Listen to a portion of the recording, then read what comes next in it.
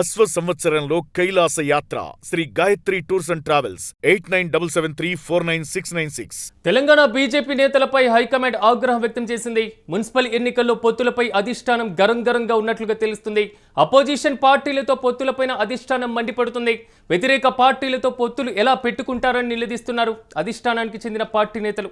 మీరు ఏ పార్టీలో ఉన్నారంటూ కూడా ప్రశ్నల వర్షం కురిపిస్తున్నారు. పలు మున్సిపాలిటీల్లో కాంగ్రెస్ బీఆర్ఎస్తో ఒప్పందం కుదుర్చుకున్నటువంటి వైనంపై అధిష్టానం ఆగ్రహం వ్యక్తం చేస్తున్నట్లుగా తెలుస్తుంది. చైర్మన్ వైస్ చైర్మన్ పదవులను పంచుకున్నది బీజేపీ పార్టీ. అయితే బీజేపీ ఎంపీలు రఘునందన్ రావు, ఈటల రాజేందర్ పైన ఫైర్ అవుతున్నారు అధిష్టానం నేతలు. మరి ముఖ్యంగా ఇస్నాపూర్లో బీఆర్ఎస్కు అనుకూలంగా ఓటు వేశారు ఎంపీ రఘునందన్. అదేవిధంగా ఎల్లంపల్లి మున్సిపాలిటీలో కాంగ్రెస్కు అనుకూలంగా వేశారు. ఎక్స్ అఫీషియో ఓటును కూడా నమోదు చేసుకున్నారు ఈటల రాజేందర్. ఈ నేపథ్యంలో రాష్ట్ర పార్టీ నాయకత్వం పైన అధిష్టానం అసంతృప్తిగా ఉన్నట్లుగా తెలుస్తుంది. మరి ముఖ్యంగా మున్సిపల్ ఎన్నికల్లో మెజార్టీ స్థానాలు రాకపోవడం పైన కూడా ఆగ్రహం వ్యక్తం చేస్తున్నారు. మొత్తం మీద తెలంగాణ బీజేపీ నేతలపైన బీజేపీ అధిష్టానం గరంగరంగా ఉన్నట్లుగా తెలుస్తుంది. మున్సిపల్ ఎన్నికల వేళ మున్సిపల్ కౌంటింగ్ పూర్తయిన తర్వాత ఏ పార్టీకి మెజార్టీ రాని హంగు స్థానాలపైన బీజేపీ వివిధ స్థానాల్లో కూడా బీఆర్ఎస్ పార్టీతో ఒప్పందాన్ని కుదుర్చుకోవడం, పొత్తులు పెట్టుకోవడం, సో కొన్ని స్థానాల్లో ఎక్స్ అఫీషియోగా తమ యొక్క ఓటు హక్కును నమోదు చేసుకోవడం, దాన్ని వేయడం, దీని మొత్తం మీద మాత్రం అధిష్టానం ఫైర్ అవుతున్నట్లుగా తెలుస్తుంది. అంటే ఒకసారి ఒప్పందాన్ని చేసుకోక ముందు మాత్రం, అంటే ఆ ఒప్పందం ప్రకారం ఓటు వేసేటువంటి ముందు పార్టీ నిర్ణయం తీసుకోక ఓటు వేశారా, కేవలం స్థానిక పరిస్థితుల ఆధారంగానే ఓటు నమోదు చేసి పొత్తులు పెట్టుకున్నారా అనేటువంటి అంశం పైన కూడా బలంగా వాదనలు వినపడుతున్నాయి. ఇక తెలంగాణ బీజేపీ నేతలకు అధిష్టానం మందలింపుపై మరింత సమాచారం మా ప్రతినిధి సతీష్ లైవ్లో అందిస్తారు. సతీష్, చెప్పండి, మొత్తం మీద ఎలా చూడాలంటారు? ఇద్దరు ఎంపీలు వివిధ పొత్తులలో భాగంగా వేరే పార్టీకి ఓటు వేసినటువంటి పరిస్థితి తెలంగాణ బీజేపీలో కనబడుతుంది. ప్రధానంగా తెలంగాణ బీజేపీకి హైకమాండ్ కూడా పూర్తి స్థాయిలో ఆగ్రహం వ్యక్తం చేస్తున్నట్లుగా వార్తలు వస్తున్నాయి. ఎలా చూడాలంటారు? ఇది వాస్తవమైన పూర్తి అప్డేట్స్ ఏంటి?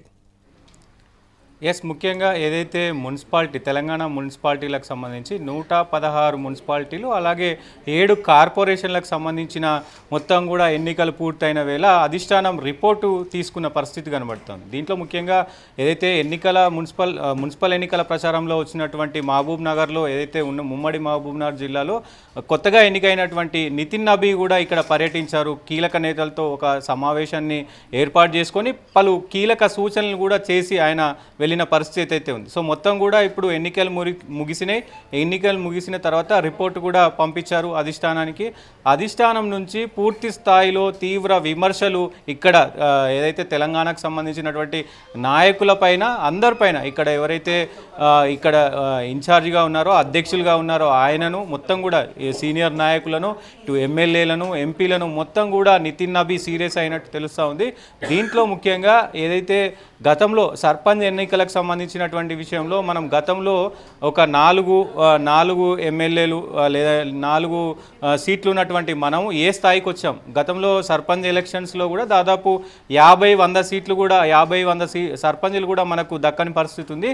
ప్రస్తుతం ఈ పరిస్థితుల్లో దాదాపు 500 నుంచి 600 సర్పంచులు గెలిచారు. సో ఇప్పుడు మున్సిపల్ ఎన్నికల్లో ఇంత పేలవంగా, ఇంత ఎందుకు దిగజారిపోయింది బీజేపీ పార్టీ, ఎందుకు ఈ విచిత్రమైన పొత్తులు పెట్టుకుంటున్నారు అనేది ఒకవైపు వాళ్ళు సీరియస్ అయినట్టు తెలుస్తోంది. దాంతోపాటుగా క్యాడర్ మొత్తం కూడా అసలు తెలంగాణ బీజేపీ అసలు ఎటువైపుగా పోతుంది? ఎందుకంటే తెలంగాణలో బీఆర్ఎస్ అనేది లేదు అని మీరే చెప్పిన పరిస్థితి ఉంది.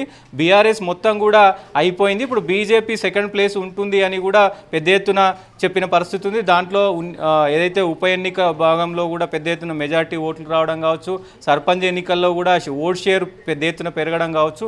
ఇక్కడ కూడా గమనించాల్సింది ఏంటంటే సిరాజ్, ఇక్కడ కూడా పెద్ద ఎత్తున ఓట్ షేరింగ్ అనేది ఎక్కువ వచ్చింది. అంటే 14% ఓట్ షేర్ వచ్చినప్పటికీ కూడా సో మెజారిటీ మున్సిపాలిటీలు రాకపోవడం, సో ఈ మున్సిపాలిటీలకు సంబంధించి కూడా ఏదైతే ఈ సీట్ల కోసం విచిత్రమైనటువంటి పనులు చేయడం, ఇక్కడ ఉన్నటువంటి లీడర్లు, ఎమ్మెల్యేలు కావచ్చు, కింద స్థాయి లీడర్లు కావచ్చు, జిల్లాకు సంబంధించినటువంటి నాయకులు కావచ్చు, మొత్తం కూడా వాళ్లకు నచ్చినట్టుగా మొత్తం డిసిషన్ తీసుకోవడం.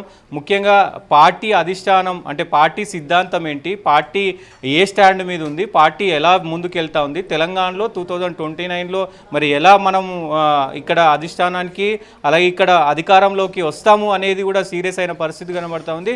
దానిపైన ముఖ్యంగా ఎవరైతే మొన్న ఇస్నాపూర్కి సంబంధించి అక్కడ బీజేపీకి సంబంధించిన ఒక్క వార్డ్ నెంబర్ లేనప్పటికీ అక్కడ ఎక్స్ అఫీషియో ఓటు అవసరం ఉన్నప్పుడు సో బీజేపీకి అధిష్టానాన్ని అడగకుండా ఎలా రఘునందన్ రావు వెళ్ళి ఓటు వేశాడు, ఎవరిని అడిగారు? ఇక్కడ తెలంగాణ రాష్ట్రకు సంబంధించి కూడా రాష్ట్ర అధ్యక్షుని కూడా సీరియస్ అయిన పరిస్థితి కనబడతా ఉంది. ఎట్లా మీరు మమ్మల్ని అడగకుండా ఇక్కడ ఒక అంశం ప్రధానంగా సో ఎక్స్ అఫీషియో ఓట్లను వేయడంలో కానివ్వండి లేదా స్థానికంగా పొత్తులు పెట్టుకోవడం కానివ్వండి మొత్తం స్థానిక పరిస్థితులు మాత్రమే బేస్ చేసుకొని చేసినట్లుగా ఉంది. ఎక్కడ కూడా పార్టీ పెద్దల్ని కలవడం సో వారితో చర్చించడం ఫైనల్గా ఒక నిర్ణయం తీసుకున్నటువంటి పరిస్థితులు కూడా కనబడట్లేదు తాజాగా అధిష్టాన ఆగ్రహానికి సంబంధించి.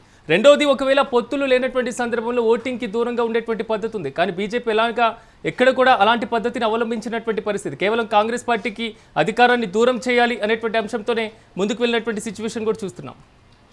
ఎస్, ముఖ్యంగా ఏంటి అసలు మీ స్టాండ్ ఏంటి అంటే ముఖ్యంగా ప్రత్యామ్నాయంగా ఉన్నటువంటి మీరు ఎందుకు వేరే పార్టీలకు ఓటు వేశారు, ఎందుకు మరి అక్కడ లోకల్గా ఉన్న పరిస్థితులను అర్థం చేసుకొని మీరు బైకాట్ చేయండి. అంటే మీకు ఒకవేళ సీట్లు రాకపోతే మీరు బైకాట్ చేయొచ్చు, అక్కడ ఓటింగ్లో పాల్గొనకుండా ఉండొచ్చు, కానీ మన సిద్ధాంతాలు మన పార్టీ మరి అధికారంలోకి వచ్చే దిశగా. సో ఇక్కడ ఇంకొక విషయం, అన్ని పార్టీలు కలిపి ఒక్కటే అనేది కూడా ఒకవైపు ఇండికేషన్ వెళ్తుంది. అందరూ పార్టీ ఏదైనా బీజేపీ పార్టీ అయినా అలాగే అటు కాంగ్రెస్ పార్టీ అయినా ఇటు బీఆర్ఎస్ పార్టీ అయినా ఏ పార్టీ అయినా ఓట్లు సీట్ల కోసం వాళ్ళు కలిసిపోతారు అనేది ఒక ఇండికేషన్ పోతుంది. కాబట్టి అక్కడ నితిన్ నబీ కూడా చాలా సీరియస్ అయిన పరిస్థితి అయితే ఉంది. సో ముఖ్యంగా మీరు ఒకవేళ మీకు ఓట్లు రాకపోతే సీటు అక్కడ దక్కే అవకాశం లేకపోతే ఓటింగ్కు చైర్మన్ ఓటింగ్కి దూరంగా ఉండే పరిస్థితులు ఉంటాయి.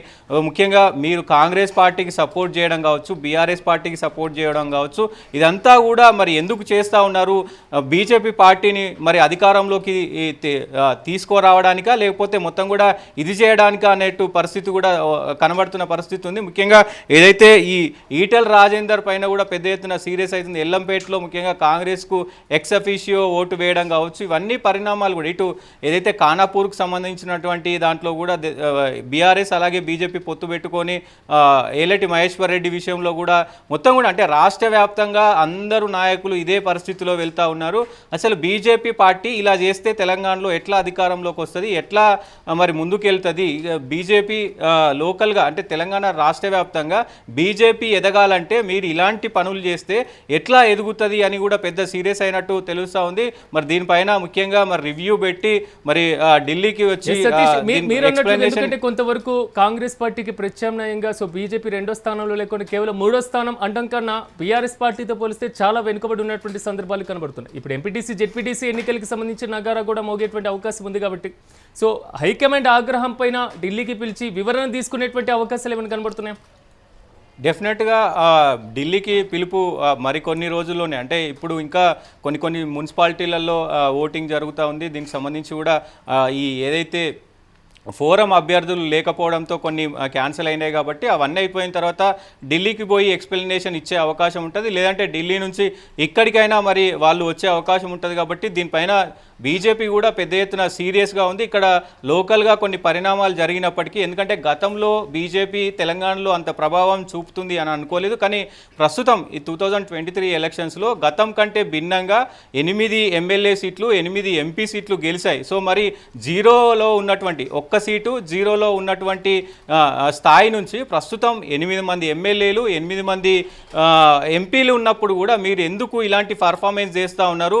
ఎవరికి సానుకూలంగా మీరు పనిచేస్తూ ఉన్నారు? అసలు బీజేపీ పార్టీని తెలంగాణ రాష్ట్రంలో అధికారంలోకి రావాలనుకుంటున్నారా ఏంటి అనేది కూడా మొత్తం మాకు వివరణ ఇవ్వాలంటూ కూడా సీరియస్ అయిన పరిస్థితి కనబడుతుంది. నితిన్ నబీ పెద్ద ఎత్తున దీనికి సంబంధించి సీరియస్ అయినట్టు తెలుస్తూ ఉంది.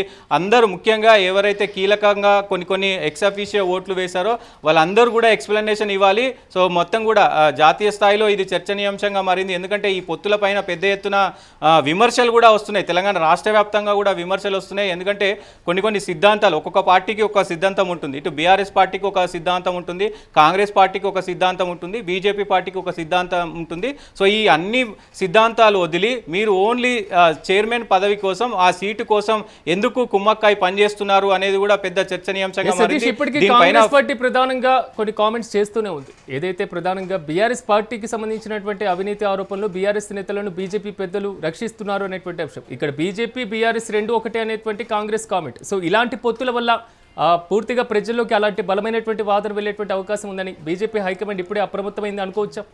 డెఫినెట్గా ముఖ్యంగా అదే అంటే ఏ స్టాండ్తో మీరు వెళ్తా ఉన్నారు, అధిష్టానానికి చెప్పకుండా మీరు ఎట్లా ఏకపక్ష నిర్ణయం తీసుకుంటారు అనేది ఇక్కడ కీలకంగా మారనుంది. ఇప్పటికే ఇటు కాంగ్రెస్ కూడా బీజేపీ బీఆర్ఎస్ ఒక్కటే అని మేము గతంలోనే చెప్పాము. సో ఈ రెండు పార్టీలకు ఓటేస్తే సో శూన్యం అని కూడా మేము చెప్పిన పరిస్థితులు ఉన్నాయి. సో ఇటు ముఖ్యంగా కాంగ్రెస్ బీజేపీ కూడా పొత్తులు పెట్టుకున్న పరిస్థితి కనబడతా ఉంది. కాబట్టి దీని మొత్తం వ్యవహారం పైన, ఎందుకంటే దేశవ్యాప్తంగా కూడా బీజేపీ పైన రాహుల్ గాంధీ పెద్ద ఎత్తున ఆయన పోరాటం చేస్తూ ఉన్నాడు. పోరాటం అక్కడ జాతీయ స్థాయిలో ఒకవైపు పోరాటం జరుగుతుంటే కాంగ్రెస్ పైన, సో ముఖ్యంగా బీజేపీ వర్సెస్ కాంగ్రెస్ నడుస్తూ ఉంది జాతీయ స్థాయిలో. సో ఇక్కడ మాత్రం పొత్తులు, మీరు సీట్ల పంపకాల్లో పెద్ద ఎత్తున సానుకూలంగా పోతున్నారంటే పార్టీకి ఏం ఇండికేషన్ ఇస్తున్నారు అనేది చర్చనీయాంశంగా మారింది. మొత్తం కూడా ఈ వ్యవహారం పైన మాకు ఒక నివేదిక ఇవ్వాలంటూ కూడా ఆయన సీరియస్ అయిన పరిస్థితులు కనబడతా ఉన్నాయి. చూద్దాం మరి ఈ విషయం మొత్తం కూడా మరి జాతీయ స్థాయిలో ఇటు రాష్ట్ర స్థాయిలో ఎలా స్పందిస్తారు ఏంటి అనేది కూడా ప్రస్తుతం చర్చనీయాంశంగా మారింది. సిరాజ్.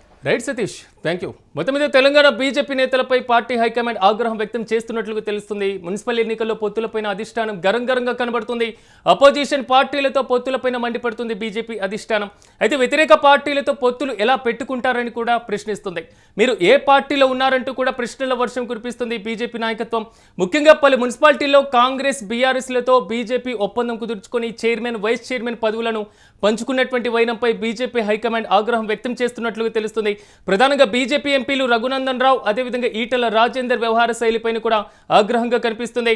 ఇస్నాపూర్లో బీఆర్ఎస్కు అనుకూలంగా ఓటు వేశారు రఘునందన్. ఇక ఎల్లంపేటలో మున్సిపాలిటీలో కూడా కాంగ్రెస్కు అనుకూలంగా ఎక్స్ అఫిషియో ఓటును వేశారు ఈటల రాజేందర్.